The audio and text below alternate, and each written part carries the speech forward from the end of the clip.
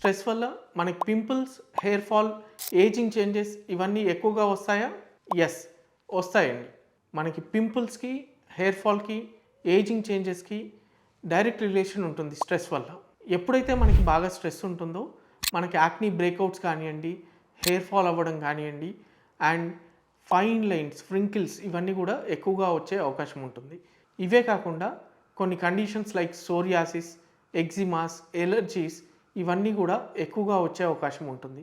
So స్ట్రెస్ని manage చేయడం అన్నది స్కిన్ కేర్ రొటీన్లో చాలా ఇంపార్టెంట్ థింగ్. సో ఈ స్ట్రెస్ని మనం ఎలా మేనేజ్ చేయాలి?